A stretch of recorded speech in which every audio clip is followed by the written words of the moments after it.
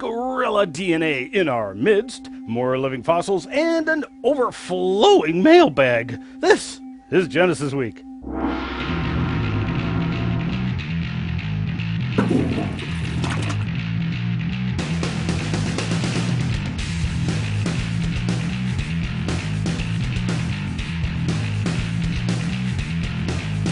And welcome to this episode of Genesis Week, the weekly program of creationary commentary on news, views, and events pertaining to the Origins controversy, made possible by the supporters of Core Ottawa Citizens for Origins Research and Education, and exclusive right here on YouTube. Excellence in pirate broadcasting live from the now abandoned Arrow Cave. We bring you the information the anti-creationists don't want you to see or hear, and we give glory to the Creator while doing it. Once again, in the number one position of the most talked about show in science and technology on YouTube, you can find us at wazulu.com or genesisweek.com, or click the ever so convenient subscribe link up top. And don't forget, you can also peruse other episodes by following the links in the upper corners of each episode. I'm your host, Ian Juby. This past week, the preliminary analysis of the gorilla DNA sequence was published in Nature magazine, with loads of headlines making bold assertions about how identical gorillas, chimps, and humans are. Well, of course we're similar, but so what? Even if we were genetically identical, I have yet to see apes building spaceships, flying to the moon, or producing works of art or music, or performing stand-up comedy. Obviously, the differences run far beyond the genetic. But when one actually examines the genetic data itself, you quickly find out that humans and apes aren't quite as similar as they are made out to be. And the similarities actually contradict evolutionary theory. Chimpanzees are supposed to be our closest relative and therefore most identical to us genetically.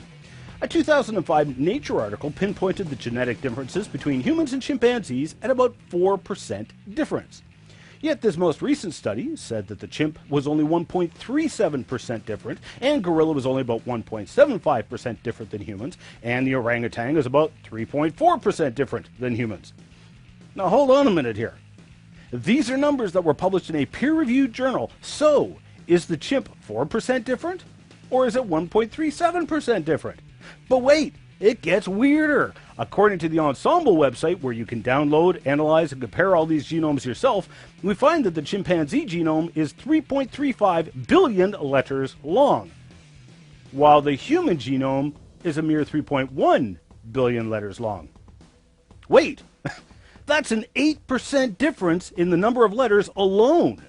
So to turn around and say that chimps and humans, which are at least 8% different, are in fact only 1.37% different, shows that either A, they're not telling you everything, or B, these scientists flunked high school math.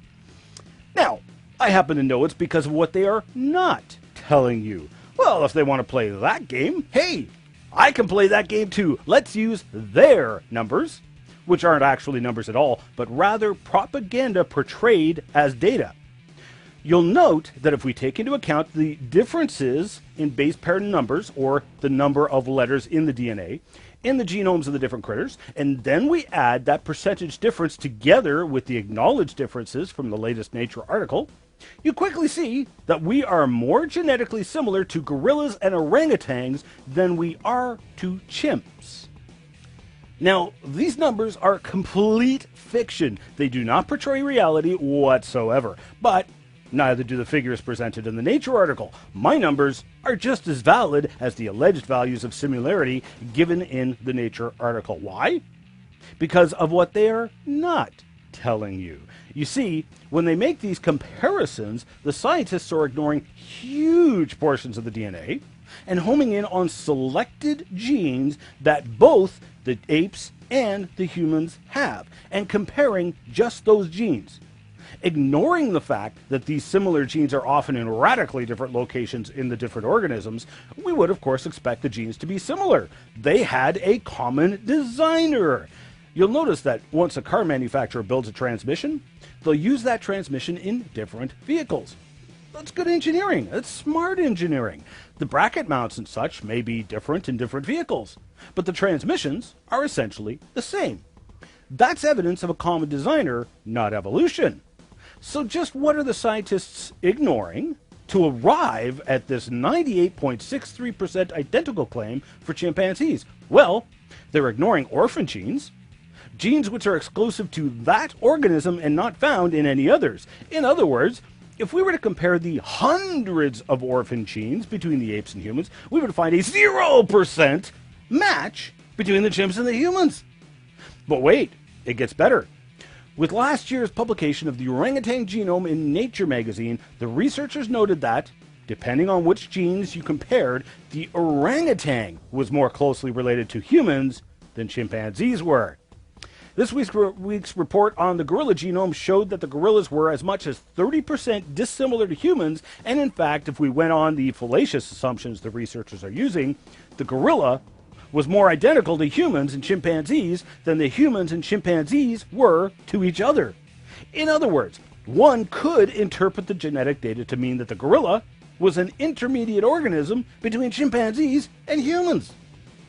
At the end of the day, none of this genetic information supports the idea of descent from a common ancestor because there's nothing common about the information. And in fact, it can be interpreted in a myriad of evolutionary scenarios, the majority of which disagree with the alleged fossil evidence for human evolution. However, it all fits in quite nicely with the fact that each organism was specially and uniquely created, with the creator using some common design among the organisms. In fact, Ebersberger et al. Explained in their 2007 Mapping Human Genetic Ancestry paper in Molecular Biology and Evolution, thus, in 2/3 of the cases, a genealogy results in which humans and chimpanzees are not each other's closest genetic relatives. The corresponding genealogies are incongruent with the species tree. In concordance with the experimental evidences, this implies that there is no such thing as a unique evolutionary history of the human genome. Rather, it resembles a patchwork of individual regions following their own genealogy. Translation: the genetic evidence does not support common descent, but resembles a patchwork of genes among the organisms, which could be best explained by a common designer. And I would suggest that common designer was the one the Apostle John spoke of in John chapter 1, verse 3.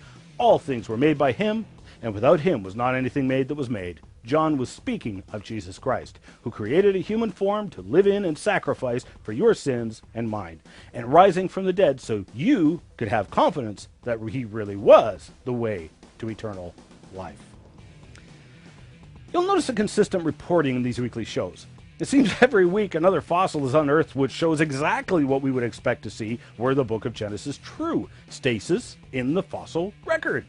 This week, we have a report in the Public Library of Science 1 on a wonderful find of fossil sea cows, manatees. Fossils taken from Florida, India, and Mexico all reveal that from 28 million years ago through to 3 million years ago, we see the evolutionary sequence of manatees evolving over millions of years into manatees. Brian Thomas from the Institute of Creation Research also pointed to a recent Chinese science bulletin describing fossil salamanders so well preserved that even their stomach contents were visible. Allegedly 150 million years old, the Chinese researchers remarked how these fossil salamanders look just like the giant Chinese salamander. So, 150 million years has caused the salamander to evolve into the salamander. This is what we typically see in the fossil record. Very little change, stasis, in stark contrast to what we would expect if evolution were true, and matching exactly what is described 10 times in the first chapter of Genesis, where God created everything to reproduce faithfully after its kind. This is powerful evidence for creation, and to say it's common in the fossil record is an understatement.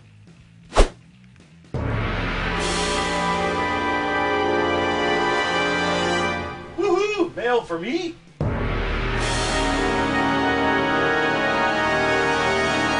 Wow! Not only was there a lot of discussion on last week's show, there was a lot of good comments and questions brought, and I'm afraid I won't be able to recite them all. Now, God Has No Mother did a fine job trying to explain prophecy in the gospel to those who would not hear. I salute you. Awesome job, Ian. For some, it's enough a hammer. For others, you might need a sledgehammer. You are pressing so much stuff into one episode, I have a hard time following. Laugh out loud. Thank you, Ian, for exposing so-called evidence for evolution. God bless. Another enjoyable episode, Ian. On Pacaya, I would add that new discoveries emphasize the gap between this creature and the worm, popular colloquialism, wow, there's a mouthful, from which we are supposed to have evolved. Also, there is at least one fossil dated older, but appears more advanced. Museum claims fish-like fossil is oldest ever vertebrate. Mike Corder, Associate Press writer, October 22nd, 2003. Tadpole-shaped fossil, a 2.56-inch fish-like animal, is believed to be at least 560 million years old. Good point. Let us also remember the jawless fish fossils found in China in 1999, allegedly dated 530 million years old, which would be 25 million years older than the bird's ass shales. So that's just another example of vertebrate fossils before our alleged ancient ancestor. Now that true believers in evolutionism have extended their family tree, perhaps they will be brave enough to go for Dr. Joseph Mastropolo's Life Science Prize. Wazulu is on the government's spreading subversive material list. Be prepared to be rounded up and re-educated, brainwashed, at the local FEMA camp. And that's why I am broadcasting from a different top-secret hideout every week. One White Moon wrote in with an interesting question which stirred a lot of response. If it's science, explain why are dolphins grouped under mammals and not under fish? They have fins and many things in common with fish. I'll tell you why. Someone decided that having milk glands is more important. It's completely subjective. Why are marsupial mice and mice not in the same group? Because someone decided to sort out animals out by an arbitrary rule. Do they have a pouch? We may as well divide them by colors. It won't be any less scientific. True, and while I don't really have a problem with people classifying organisms in this way, the classification in no way demonstrates evolution. For example, where on earth would you put the duck-billed platypus? In fact, this classification system was actually invented by a creationist, Linnaeus, who referred to the organism groups as species because he believed they were specially created. Now, I get a lot of people complaining about the term kinds, asking for a definition of kind, which is fair enough. But the problem is that for both definitions of species and kinds, you will have exceptions to the definition. Now, the bottom line I wish to make, though, is that classifying organisms does not affirm evolutionary ascent. Mr. Alien Assassin responded to One White Moon with, marsupials are mammals. Rodents, mice are marsupials. Organisms such as Antechinus, a genus of small marsupials, which are not real mice because they have many differences from rodents, e.g. they are marsupials, are nocturnal, are located on a different continent, etc., and are thus ordered as Dasyuromorphia rather than Rodentia. Experience in science has proven creationists false. If you can explain how the vestigial hind limbs of cetaceans serve a purpose, then you can talk. Really? This canard was actually answered decades ago. The alleged leg bones are different between the males and females because these bones serve a purpose in the reproductive systems of cetaceans. They are muscle anchors and claspers. There are no vestigial hind limbs on cetaceans. They serve a very real purpose. Okay, great. Let's say you have debunked evolution. Go write a paper, publish it in Nature or any other scientific journal, and get recognition for your peer-reviewed biologists. Then I'm pretty sure the Nobel Prize and fame will be waiting for you. Has no one ever tried that? Maybe a side question. How does creation explain the apparent stupid design of some things, like the laryngeal nerve of the giraffe? Mosley, or however you pronounce that, seeing as how you cannot create a giraffe from scratch, then you are in absolutely no position to be criticizing the design of said giraffe. You need to watch my Crevo rant number 67, Poor Design. It is horribly ignorant and arrogant to make such criticisms. The laryngeal nerve argument was answered a long time ago by Dr. Jerry Bergman here. Ian, I was recently confronted with the claim that a rooster was born with human teeth and a tail, but upon a very quick Google search, I could only find two contradictory articles that used the same photo of a chicken embryo. One claimed the teeth were an accidental discovery in an embryo, and the other claimed that scientists had unlocked sleeping genes for functional teeth. What's the real scoop? Thanks for your tireless work. Genesis Week is what I look most forward to during the week. Oh yeah, I have no idea what you're talking about. It's true that chickens have recessive genes for teeth. In fact, going by the fossil record, many birds had teeth that have been lost over time. That's reverse evolution. Now, as for human teeth, I don't know who told you that, but I'd be asking for a reference. Same with the tail. I don't know what to tell you because this person did not provide you with a reference. So I'd call them on that and ask for a reference first. Ian Springer Verlag will publish scientific research subject to independent and unbiased peer review. The Sanford book review process was biased by creationists, and so not eligible to be called fairly peer-reviewed. Springer Verlag is attempting to maintain the reputation as providing fair evaluations of submitted work. The review process is rigorous. If creation science can meet an unbiased test of this standard, they will get published. The science needs to stand on its own without bias. Thanks for writing in. And indeed, I recognize that if the science can meet an unbiased test, it will get published. As I previously mentioned, many creationists have published in peer-reviewed journals. I've also been a part of the process, both as the one getting reviewed and as a reviewer. However, in this particular case, with Springer Verlag, the executive vice president of corporate communications at Springer gave the reason why the book was run through additional peer review. Springer was unaware of the role of the book editors in the intelligent design movement and said Springer does not endorse intelligent design as a legitimate area of scientific research. Notice he mentioned absolutely nothing of the content of the book. There was no problem. The book had already gone through vetting by 2 Springer reviewers. It was only after Sanford's personal beliefs were brought up that the book was yanked. This is open, flagrant bigotry. Several people asked why I didn't present proof of creation. Hello, Mr. Juby. Your videos are spent trying to debunk the evidence for evolution, and it is interesting and all, but I was wondering when you would provide evidence for creation. There are plenty of questions that are raised when an evolutionist asks something like, what happened to the physical attributes of the snake, legs, vocal cords, intelligence to speak? What are creationists supposed to say? Evolutionists ask for more than God did it. So let's say you are right, evolution is wrong. What is the evidence for creation? I always try to debunk this crap, but with so much of it, I give up early in the video. The footprint allegedly found by creationists in the 80s doesn't look like a footprint at all.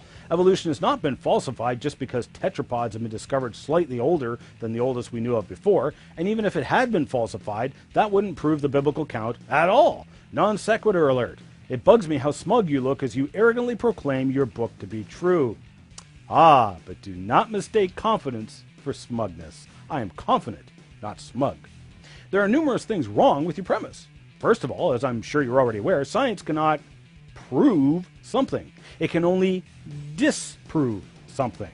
So all too often, evidence for creation is also evidence against evolution. The two happen at the same time. Secondly, if you paid close attention, you'll notice that I have provided evidence for creation. One bit of evidence I've beat to death is stasis in the fossil record. Evolution requires change over time, a gaining of novel features and functions in an organism over time, and a fossil order. I've showed over and over again with literally dozens of examples, including the tetrapod footprints, how the alleged fossil sequence is wrong, or how it is in the wrong order, and the organisms we find in the fossil record show extinction and stasis, neither of which help evolution, and both of which fit perfectly within the creation model. 10 times in the first chapter of Genesis alone, it says God created life to reproduce after its kind. Therefore, good evidence for creation would be life forms showing little to no change between the fossil record and modern times, which is exactly what we see. We also see profound evidence for a worldwide flood, which does 2 things. It refutes the idea of deep time because deep time is only used to explain away the evidence left behind by Noah's flood, and it simultaneously affirms the Genesis account, which talks about a worldwide flood. And by the way, the footprints in the Tibet sandstone are a dead ringer match to the footprints in the Coconino sandstone. Compare them yourself. For channels like this, there should be 2 like bars. One for whether you agree, which is basically what it is now, and one for whether you were entertained. I don't agree with what you're saying, but your videos are hilarious, especially the mailbag bits. Woohoo, mail for me. Thanks for writing in, Not James, and yes, you are certainly welcome to disagree with me. Hi, Ian. I think there are 2 things you should have mentioned. Fully formed vertebrates predate Pacaya. In fact, most of the so-called transitional fossils are found in the incorrect order. Some fish, like the Lepidogalaxius, have a neck, but they are still 100% fish. So finding a fossil fish with a neck, like Tiktaalik, proves nothing. Thank you to everyone who wrote in, and thank you for watching. I hope you'll join me again next Genesis Week. I'm your host, Ian Juby, signing off for now. Remember, you can share this video with your frenemies on TwitFace Plus using the convenient share button Down below, remember the words of our Creator who gave us a hope, showing us that He was the way, the truth, and the life. We'll see you next time. Production software was provided for Genesis Week by the Big Valley Creation Science Museum, located just 25 minutes north of Drumheller, Alberta. Visit bbcsm.com for more details. You can help keep this program going by making a tax-deductible donation to Core Ottawa, Canada North Post Office Box 72075, Ottawa, Ontario, Canada, K2K2